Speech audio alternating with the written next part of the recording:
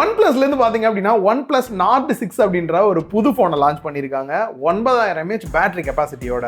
இது மட்டும் இல்லை, மோஸ்ட்லி இதில் இருக்கக்கூடிய ஸ்பெக்கெல்லாம் வச்சு நான் டெஸ்ட் பண்ணி பார்க்கும்போது ஒரு நல்ல ஃபோனாக தானே லான்ச் பண்ணியிருக்காங்கன்னு தான் தோணுச்சு. ஒரு சில சிக்கலுமே இருக்குது அந்த ஃபோனில். அதெல்லாம் என்ன அப்படின்றத இந்த வீடியோவில் நான் கிளியராகவே சொல்ல போகிறேன். ஜஸ்ட்டு இதில் இருக்கக்கூடிய ஸ்பெக்கை மட்டும் சொல்லாமல் டெஸ்ட் பண்ணி நிறைய விஷயத்தை ஆட் பண்ணியிருக்கேன். நீங்கள் பார்த்துட்டு இருக்கிறது லவுடலி டெக் சேனல். நான் சுகுமார். வாங்க வீடியோக்குள்ளே போகலாம். பாக்ஸோட ஃப்ரண்ட்லேயே OnePlus Nord 6 கொடுத்துருக்காங்க. ஃபர்ஸ்ட் இந்த க்ளோ ஆகக்கூடிய ரேப்பரை ரிமூவ் பண்ணிடலாம். நெக்ஸ்ட் பாக்ஸை ஓப்பன் பண்ணோம் அப்படின்னா உள்ள ஒரு குட்டி பாக்ஸ் கொடுத்துருக்காங்க. அதில் யூசர் மேனுவல், மொபைலுக்கான கேஸ் கொடுத்துருக்காங்க. இந்த மாதிரி கலரில் கொடுக்கறது கொஞ்சம் நல்ல விஷயம் தான். நெக்ஸ்ட் மொபைலில் மேலே இருக்கக்கூடிய இந்த ஒரு ரேப்பர் ரிமூவ் பண்ணிடலாம். பேக் சைடில் இருக்கக்கூடிய ஸ்டிக்கரையும் ரிமூவ் பண்ணிடலாம். மொபைலை டர்ன் ஆன் பண்ணிவிட்டு இவங்க கொடுத்துருக்கக்கூடிய கேஸை மொபைலோட போட்டு பார்த்தேன். நல்லாவே ஃபிட்டாக இருக்குது. ஓகே தான்.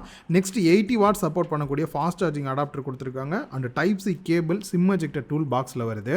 First design and build quality அப்படின்னு பார்க்கும்போது ஹைலைட்டான விஷயம் பார்த்தீங்கன்னா IP68 and 69K வந்து கொடுத்துருக்காங்க. இதை டெஸ்ட் பண்ணுறதுக்கு இந்த சிம் டூல் இருக்கிற ஏரியா, போர்ட்ஸ் இருக்கக்கூடிய எல்லா ஏரியாலையுமே அடிச்சு பார்த்தேன். இது வரைக்கும் நல்லா தான் இருக்குது. அண்ட் இது கூட மிலிட்டரி கிரேட் சர்டிஃபிகேட்டுமே கொடுத்துருக்காங்க. கீழே போட்டாலும் டியூரபிலிட்டி பெட்டராகவே இருக்கணும். அதை டெஸ்ட் பண்ணுறதுக்கு இந்த மாதிரி கீழே போட்டும் பார்த்தேன். நல்லா தான் இருக்குது இது வரைக்கும். யாரும் வாண்டடாக கீழே போட்டுட்டு அதுக்கப்புறம் தண்ணிக்குள்ளே போட்டுலாம் டெஸ்ட் பண்ணாதீங்க.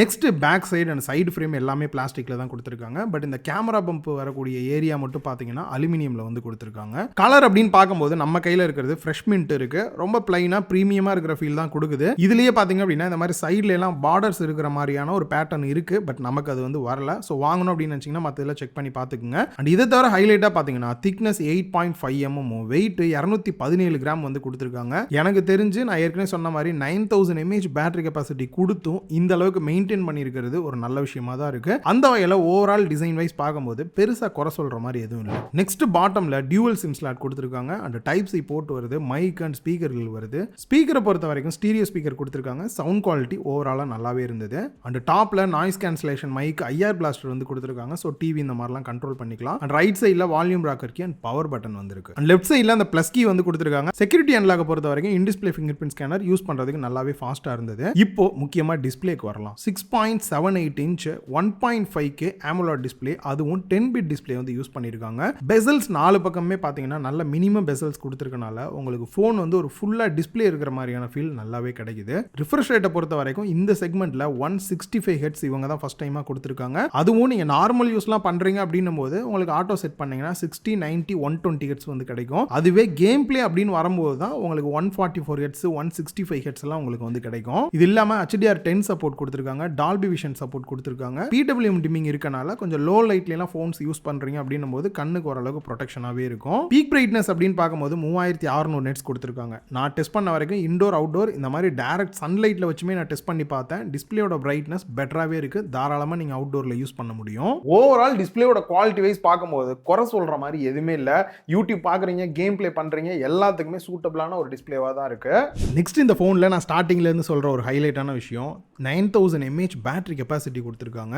80 வாட்ஸ் ஃபாஸ்ட் சார்ஜிங் சப்போர்ட்டோட கொடுத்துருக்காங்க. அதில் PD சப்போர்ட் இருக்குது, PPS சப்போர்ட்டோடையும் கொடுத்துருக்கனால மற்ற ஃபோன்ஸை நீங்கள் சார்ஜ் பண்ணுறதுக்கு இந்த அடாப்டர் வந்து யூஸ் பண்ணிக்க முடியும். இது மட்டும் இல்லாமல் பைபாஸ் சார்ஜிங்கும் கொடுத்துருக்கனால நீங்கள் சார்ஜ் போட்டுட்டே கேம் விளையாடுனாலும் கூட ஃபோன் அந்த அளவுக்கு ஹீட் ஆகாது. பேட்டரி லைஃபுமே பெட்டராக இருக்கும். 27 வாட்ஸ் வரைக்கும் ரிவர்ஸ் சார்ஜிங் சப்போர்ட் கொடுத்துருக்கிறதுமே மற்ற ஃபோனை சார்ஜ் பண்ணுறதுக்கும் இது ஒரு பவர் பேங்க் மாதிரி கூட நம்ம யூஸ் பண்ணிக்கலாம். பேட்டரி லைஃபை பொறுத்த வரைக்கும் நீங்கள் நார்மல் யூஸ் தான் பண்ணுறீங்க அப்படின்னா தாராளமாக 2 நாளைக்கு மேலேயே கிடைச்சிரும். கொஞ்சம் ஹெவியாக யூஸ் பண்ணால் கூட 1.5 நாள் வரைக்குமே உங்களால் யூஸ் பண்ண முடியும். பேட்டரி லைஃப் ரொம்ப முக்கியம் நினைக்கிறவங்களுக்கான ஒரு பெஸ்ட்டான ஃபோனாக தான் இருக்கும். பேட்டரி லைஃப் பெட்டராக இருக்கிற மாதிரி ஃபோன் வந்தாலும் இந்த பர்ஃபார்மன்ஸை டவுன் பண்ணிடுவாங்களேன்னு கேட்டிங்கன்னா அதுதான் கிடையாது. ப்ராசரை பொறுத்த வரைக்கும் Snapdragon 8s Gen 4 ப்ராசர் வந்து கொடுத்துருக்காங்க. அண்ட் அது மட்டும் இல்லாமல் சில பெஞ்ச் மார்க்குமே நான் டெஸ்ட் பண்ணி பார்த்தேன். அன்டூடு ஸ்கோரை பொறுத்த வரைக்கும் 2.38 மில்லியனுக்கு மேலேயே கிடைச்சிருக்கு. கீக் பெஞ்ச் மார்க்கை பொறுத்த வரைக்கும் சிங்கிள் கோர் வந்துட்டு 2000 அபோவும், மல்டி கோர் வந்துட்டு 6591 கிடைச்சிருக்கு. CPU த்ராட்லிங்கை பொறுத்த வரைக்கும் 80%, வைல்ட் லைஃப் எக்ஸ்ட்ரீம் டெஸ்ட்டை பொறுத்த வரைக்கும் 58% வரைக்குமே கிடைச்சிருந்தது. அண்ட் நான் டெஸ்ட் பண்ணி பார்த்த டிவைஸ் பார்த்தீங்கன்னா 12GB RAM 256GB இன்டர்னல் ஸ்டோரேஜோட ஸ்டோரேஜ் டைப் வந்து UFS 4.1 வந்து யூஸ் பண்ணியிருக்காங்க. ரியல் லைஃப்ல யூஸ் பண்ண எந்த அளவுக்கு இருக்கு அப்படின்னு பார்க்கும்போது ஃபர்ஸ்ட் கேமிங் எக்ஸ்பீரியன்ஸ் பார்த்தீங்கன்னா நான் BGMI and call of duty தான் ட்ரை பண்ணி பார்த்தேன். நார்மலாக 120 FPSல உங்களால் ப்ளே பண்ண முடியும். அதுலேயே பார்த்தீங்கன்னா ஹைப்பர் ஃப்ரேம் ரேட் அப்படின்ற ஆப்ஷன் இருக்கு. அதை எனேபிள் பண்ணீங்கன்னா 165 FPSல ப்ளே பண்ண முடியுது. செம்ம ஸ்மூத்தாக இருக்கு ப்ளே பண்ணுறதுக்கு. பெருசாக அந்த லேக் இருக்கிற மாதிரியான ஃபீல்லாம் எதுவும் பார்க்கல. ஸோ கேம் பிளேவே பெட்டராக இருக்குது அப்படின்ற பட்சத்தில் டெய்லி யூஸ்க்குமே உங்களுக்கு எந்த இடத்துலையும் லேக் இருக்கிற மாதிரியான ஃபீல் இல்லை. மிஸ் ஆகிற ஒரு விஷயம் அப்படின்னு பார்க்கும்போது இதில் வேப்பர் சேம்பர் கூலிங் சிஸ்டம் கொடுத்துருக்காங்களா இல்லையான்றதே தெரியாமல் இருக்குது. ஸோ இப்போ தான் பிராண்டு கிட்ட கேட்டிருக்கேன். அது தெரிஞ்சது அப்படின்னா அதையும் நான் மென்ஷன் பண்ணுறேன். இப்போதைக்கு நான் கேம் ப்ளே பண்ண வரைக்கும் பெருசாக ஹீட்டிங் இஷ்யூ இருக்கிற மாதிரி எதுவும் தெரியல. அண்ட் கன்ஃபார்மாக தெரிஞ்சதுக்கப்புறம் ஃபுல் ரிவ்யூ அப்போ இன்னும் கொஞ்சம் கிளியராக ஆட் பண்ணுறேன். நெக்ஸ்ட் ஓஎஸை பொறுத்த வரைக்கும் ஆக்சிஜன் OS 16 ஆண்ட்ராய்ட் 16 பேஸ் பண்ணி ரன் ஆகிற மாதிரி கொடுத்துருக்காங்க. லாஸ்ட்டாக பிப்ரவரி மாதம் வரைக்குமே அப்டேட் வந்திருக்கு. இவங்க ப்ராமிஸாக சொல்லக்கூடிய அப்டேட்ஸ் அப்படின்னு பார்க்கும்போது 4 வருஷம் ஆண்ட்ராய்டு அப்டேட்டும் 6 வருஷம் செக்யூரிட்டி பேஜ் அப்டேட்டுமே கொடுக்குறாங்க. இந்த மைண்ட் ஸ்பேஸ் நிறைய பேருக்கு தெரிஞ்சிருக்கும். இந்த ப்ளஸ் கீயை ப்ரெஸ் பண்ணுறது மூலியமாக அப்படியே ஒரு ஸ்க்ரீன்ஷாட் எடுத்துட்டு அதில் ஈவெண்ட்டு இல்லாட்டி அதில் என்ன டேட்டா இருக்கோ அதை எக்ஸ்ட்ராக்ட் பண்ணி செப்பரேட்டாக அந்த மாதிரி வச்சிரும் உங்களுக்கு. இது தவிர பார்த்தீங்கன்னா இந்த ஏஐ ரைட்டரில் பார்த்தீங்க அப்படின்னா நிறையா வந்து இம்ப்ளிமெண்ட் பண்ணியிருக்காங்க. நார்மலாக ஒரு தாட்டி ChatGPT ஜெமினி போகிறதுக்கு பதிலாக இதுலேயே பார்த்தீங்க அப்படின்னா ஈஸியாக வந்து சோஷியல் மீடியா போஸ்ட் ரெடி பண்ணுறது, ரிவ்யூஸ் ரெடி பண்ணுறது, இந்த மாதிரி எல்லாமே இங்கேயே பண்ணுற மாதிரி கொடுத்துருக்கிறது ஒரு ப்ளஸ் பாயிண்ட்டாக இருக்குது. இது இல்லாமல் கனெக்டிவிட்டியை பொறுத்த வரைக்கும் Wi-Fi 7, Bluetooth 6, NFC and 11 5G band சப்போர்ட்டோடையுமே கொடுத்துருக்காங்க. அண்ட் கேமரா சைடு வந்தோம் அப்படின்னா ஒரு சில குறைகள் இருக்குது. பட் நல்ல விஷயமும் நிறைய பார்க்க முடிஞ்சது. அந்த வகையில் செல்ஃபி கேமரா பார்த்தீங்கன்னா 32 மெகா பிக்சல் ஆட்டோ ஃபோக்கஸிங்கோட கொடுத்துருக்காங்க. இதனால் நீங்கள் உங்களை மட்டுமே நல்லா க்ளோஸ்அப்பில் வச்சு எடுத்தாலும் கூட நல்ல ஒரு ஷார்ப்பான இமேஜஸ் எடுக்க முடியுது. இல்லை டார்கெட்டடாக உங்கள் பேக் சைடில் இருக்கவங்களை ஃபோக்கஸ் பண்ணியும் வீடியோஸோ இல்லாட்டி ஃபோட்டோஸோ எடுத்துக்க முடியும். குறிப்பாக vlog சேனலுக்குலாம் செல்ஃபி எடுக்கிறவங்களுக்கு ரொம்பவே ஹெல்ப்ஃபுல்லாக இருக்கும். அண்ட் பேக் சைடில் 50 மெகா பிக்சல் சோனியோட லிட்டியா 600 யூஸ் பண்ணியிருக்காங்க. அப்பச்சர் வேல்யூ 1.8ஓட OAS சப்போர்ட்டோடையும் வருது.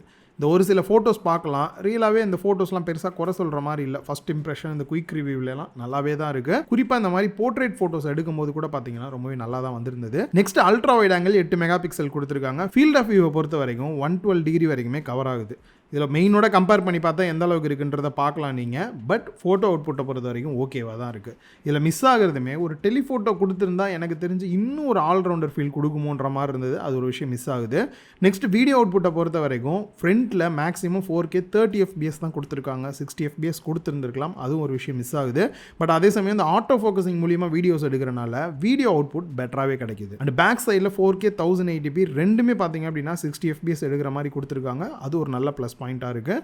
ஷேக்கிங்கே இல்லாமல் வீடியோ அவுட்புட்டுமே பார்த்தீங்கன்னா ஒரு பெட்டரான அவுட்புட் தான் கொடுக்குது. அண்ட் ஃபைனலாக இந்த ஃபோன் யாருக்கு செட் ஆகும் ஆகாது என்னெல்லாம் இருக்குது இல்லை ப்ரைஸ் என்னன்றதை பார்த்துடலாம். ஃபர்ஸ்ட் விஷயம், இந்த ஃபோன் பார்க்குறதுக்கு ரொம்ப ப்ரீமியமாக இல்லாட்டி கூட ப்ரொடெக்ஷன் வைஸ் பெட்டராகவே கொடுத்துருக்காங்க. இந்த IP ரேட்டிங் கொடுத்தது, மிலிட்ரி கிரேட் கொடுத்ததெல்லாம். கேமரா சைடுமே ஓவராலாக டீசென்ட்டாகவே இருக்குது. ஃபோட்டோ எல்லாமே இந்த டெலிஃபோட்டோ மட்டும் கொடுத்துருந்தா இன்னும் கொஞ்சம் பெட்டராக இருந்திருக்கும்.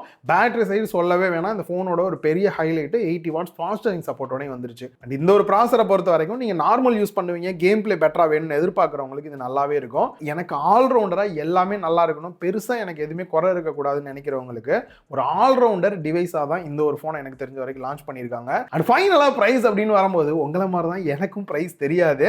லான்ச்சுக்கு முன்னாடியே டிவைஸ் வந்தனால தெரில. ஸோ ஓவராலாக ஸ்பெக் வைஸ் எல்லாம் நல்லா தான் இருக்குது. இப்போ ரீசெண்டாக வரக்கூடிய ஃபோன்ஸோட ப்ரைஸ் எல்லாமே கொஞ்சம் அதிகமாக தான் போடுறாங்க. அந்த வகையில் இவங்களும் கொஞ்சம் ப்ரைஸ் இன்க்ரீஸ் பண்ண சான்சஸ் இருக்குன்னு நினைக்கிறேன். ஆல்ரெடி இவங்க லான்ச் பண்ண Nord 5 வந்து 34,000 ரூபாய் கிட்ட இருந்தது.